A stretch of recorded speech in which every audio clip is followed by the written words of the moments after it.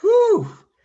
Whew. Right, man, do I love May. May 1st, and this was known as what do they call it, Ryan? The fastest 2 minutes in sports. The Kentucky Derby is in the books. Yeah, the 147th running. Pretty excited. You know, I have to shout out to for this one. Shout out to Courtney. Courtney is straight out of Kentucky. So shout out to Courtney on this one. Man, don't ever bet against Bob Baffert. Medina Spirit came away with the win, man. I think it was incredible because, all these horses, man, when they come up through the training process, horse racing, not a lot of people probably watch it, but I know even some people, Ryan, they're against horse racing, because of the whips and how they hit the horses. But, man, look, in the long run, man, what makes horse racing so fun, and I think why you saw Medina Spirit win today, he got a good track right at the beginning of the first of the out of the gates. He got a good, I don't know if you watched it, he got a good start, and he never looked back. He took the lead early. As we all know, earlier this week, even the man, right? There was a man that bet 2.4 million on Essential Quality, on the favorite, and he ended up coming in fourth place. So you never know. But what I mean is, it's always important to get good traction on the field. You got to get good track on the field. You got to have, or on the racing, or going around the race. You got to be able to have a great jockey, and that's what Bob Baffert had, one of the best jockeys again in this race. But consider how far he came in. It was just great to see people back in Churchill Downs today. Yeah, for sure. And I believe Medina Spirit came in as a 12-1. So the people that bet on that horse got a good amount of money back. But, I was thinking about it after the race, comparing Bob Baffert to Bill Belichick or Tom Brady. Seven Kentucky Derby wins for Bob Baffert. That makes him the winningest trainer. So that's an accomplishment in itself right there. Just incredible. Of course, he won last year, I believe, as well. That was a race where the horse that won, they went back and checked the footage. I don't know if you remember this or not. The horse that won that got disqualified, and then Bob Baffert's horse then won the race. So, yeah, Bob Baffert gets it done again. Yeah, it was 2 years ago. It was disqualification, 65 to one long shot winner, Ryan. And last year, of course, it was delayed because of pandemic from spring into September. So it was just an all-around great day, man. And again, it's great to see horse racing back. The weather, that means the weather finally is going to warm up. Memorial Day right around the corner, man. So yeah, talk about Bob Baffert, though. I'm glad you bring that up. He's one of we're witnessing. He's not. We don't consider him one of the best. He's actually, in my opinion, he's actually the greatest coach in the sport of horse racing. It's actually pretty, and I'm glad that you compared him to Bill Belichick. How about John Wooden? Some of the great coaches in any sport.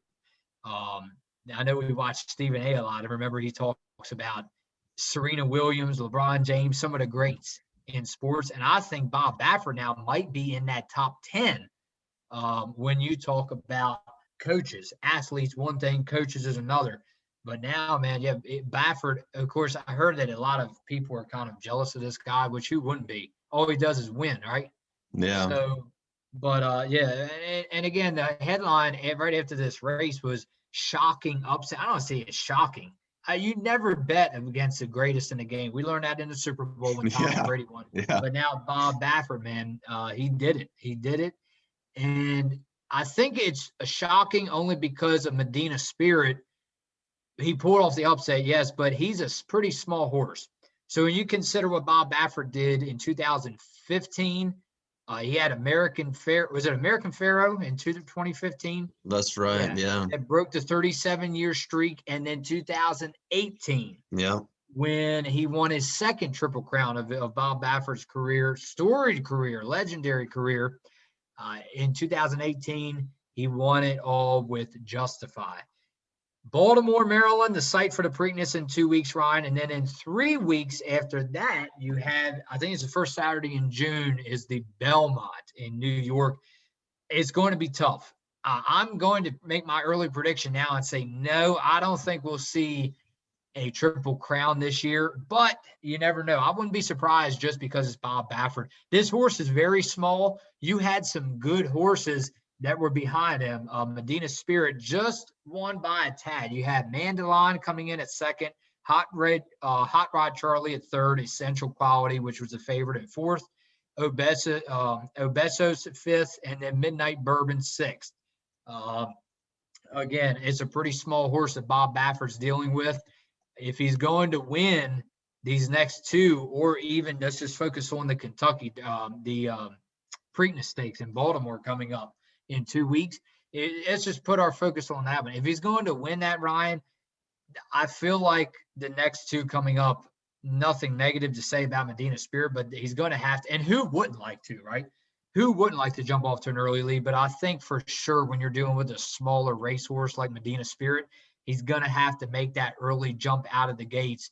I just can't see this horse falling fifth, sixth, any further down than that and being able to come all the way back and win it. Yeah, I think that was the main reason that this horse won today, is because the jockey was able to keep that horse in the lead almost the whole entire race. So that was a big part why they won today.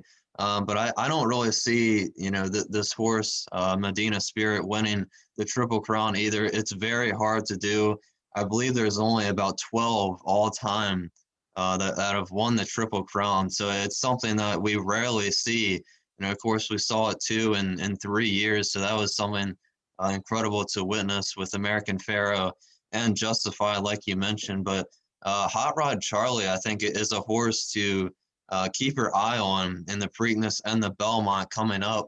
I don't know if you saw that story before the race started with the five college friends who went out and bought the horse.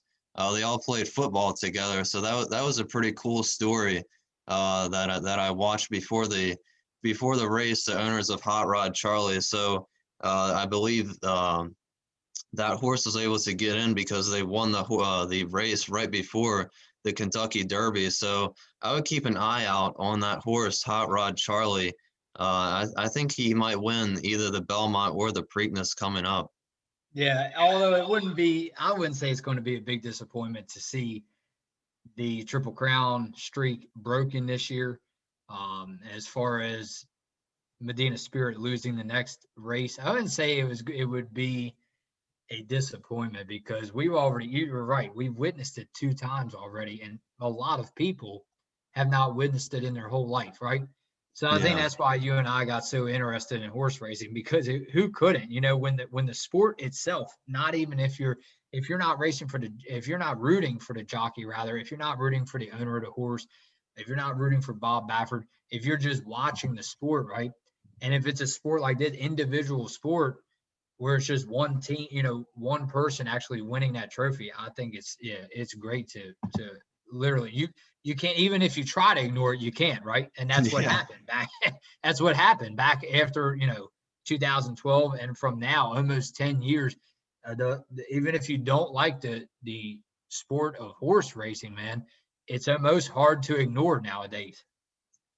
Yeah, and talk about the jealousy surrounding Bob Baffert, because now with his 7th Kentucky Derby win, I believe they said, after the race, how people start accusing him of cheating, and that's also something we can relate to Bill Belichick and Tom Brady because of how many championships or horse races, championships, whatever. When you start winning, people start to get jealous, they start to get mad. And, they come up with any way they can to try to take it away. But Bob Baffert definitely, I think, solidifies his spot as the greatest owner/trainer in horse racing history today. Yeah, and it makes you think, right? Because all these people having success, I'm not saying that it's not true. I'm not saying anything is not true as far as the allegations against Baffert, Bob Baffert, Bill Belichick, some of the greats. But doesn't it seem kind of funny when you really think about it? Doesn't it really seem kind of funny? So we'd love to hear y'all's comments about it. Just take a step back. Some of the great legends are the ones that you see continuously being accused, Right. of, Bob Baffert's horses tested positive for, I don't know, what was it? Some different kind of medicines or tested positive for some kind of medication that the horses were taking. Bill Belichick accused, and Tom Brady under his belt accused of deflated football. So yeah, it can get really muddy. It's a muddy situation. A lot of people have different opinions when it comes to that. So yeah, nothing bad to say about the media, nothing bad to say about these legends that we're witnessing in these sports. But it seems kind of funny, man, when you have so much success, man, people really start coming out of the gates in like them horses, huh? Yeah, and talking about the money, the winner of the Kentucky Derby, I believe, gets 1.2 million out of the $3 million purse, and Medina Spirit, the horse, only costed $1,000. Mm-hmm. That's what Bob Baffert paid for that horse. So to Mm-hmm. go from a $1,000 horse to winning $1.2 million in the Kentucky Derby, that's quite the investment, I would say. It is, Ryan. The next stop, the Preakness, in a couple of weeks, March the 15th, or May, excuse me, May 15th. And we're going to have a special guest actually on that day. New setup. It's all coming to you right here on Listen Up. Ryan, it's good to catch up with you. I'm out.